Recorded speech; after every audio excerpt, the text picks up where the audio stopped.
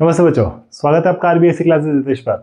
तो आज हम लेकर आए हैं लेक्चर 5, जिसके अंदर हम डिग्री सारणी के कुछ प्रश्न लेकर आए हैं। इन प्रश्नों को पढ़ने के बाद में हम जब अगले लेक्चर 6 में जब मिलेंगे तो वो एक्सरसाइज होगी सब बच्चों की सबसे डरावनी ट्रिग्नोमेट्री के सिद्ध करने वाले सवाल, यानी कि LHS बराबर RHS कैसे कर रहे हैं सर, होता ही नहीं है, याद ही नहीं होता है, सोल्व ही नहीं होता है। तो वो भी समझेंगे एकदम ट्रिक के साथ में लेक्चर 6 में। अभी देखते हैं लेक्चर 5 में डिग्री सारणी के कुछ इंपॉर्टेंट क्वेश्चंस को।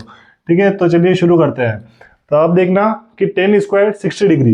अब सबसे पहले याद रखेंगे tan 60 डिग्री का मान क्या होता है। tan 60 डिग्री का मान होता है √3, तो यहाँ पे √3 का स्क्वायर आ गया। ठीक है, plus sin 90 degree. sin 90 degree का मान आपको पता ही है, 1 होता है। ओके, बट्टे में क्या आ गया देखना, sec 60 डिग्री।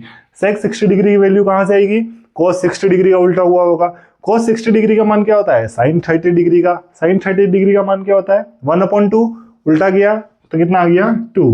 ठीक है, sec 30 डिग्री का मान कितना आ गया, sec 60 डिग्री का मान आ गया 2। ठीक है, प्लस फिर इसके बाद में देखना 2 cot स्क्वायर 45 डिग्री। तो 2 ये जो है आया है, यहाँ पे 2 और कोट के बीच में कुछ भी नहीं है, तो क्या हो रहा है यहाँ पे 2 का उस आने वाले मान से गुणा होगा। ठीक है, ये याद रखिएगा, यहाँ पे कोई निशान नहीं होगा, यहाँ पे गुणा का निशान होगा।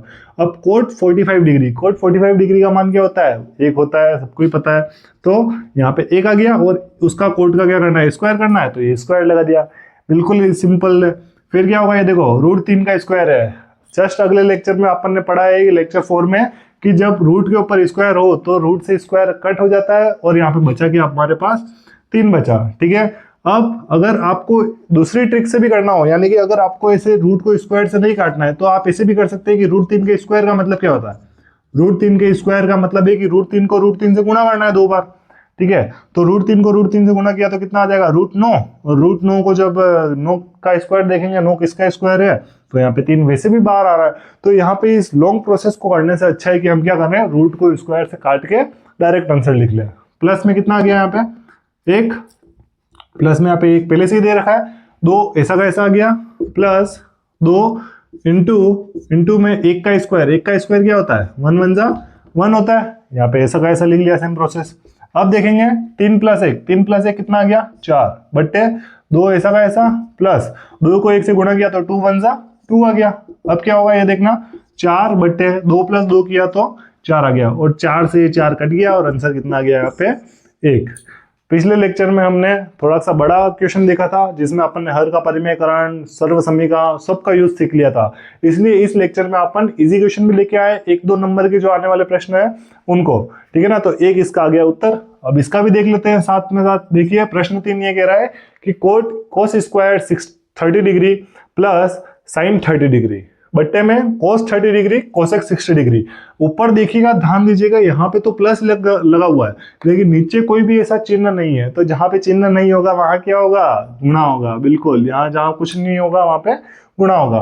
तो cos 30 डिग्री का मान ये याद करेंगे। cos 30 डिग्री क्या होता है, cos 30 डिग्री होता है √3/2। √3/2 क्या होता है, √3/2। फिर इसका स्क्वायर करना है, cos के ऊपर स्क्वायर है, यहाँ पे बीच में प्लस लगाना है, तो प्लस लगा दिया। अब sin 30 डिग्री का मान क्या होता है, 1/2, ये भी हो गया। ओके, क्लियर है। अब इसके बाद में देखेंगे cos 30 डिग्री, फिर से वही cos 30 डिग्री आ गया, यानी कि यहाँ पे √3/2 ऐसा का ऐसा आ गया, इंटू लगा दिया। अब देखना कि cosec 60 डिग्री, cosec 60 डिग्री किसका, फर्स्ट का उल्टा लास्ट वाला, सब लेक्चर में यही पढ़ा है अपन ने। तो साइन का उल्टा cosec होता है, तो साइन किसका, sin 60 डिग्री का मान क्या होता है, √3/2। इसका उल्टा क्या हो गया, 2/√3। चलो यहाँ तक तो हो ही गया। अब क्या करेंगे, सबसे पहले देखेंगे इसका स्क्वायर को खोलना, तो वापिस से रूट से स्क्वायर कट गया, तो √3 का स्क्वायर क्या आ गया 3/2 का स्क्वायर कितना आ गया 4 आ गया।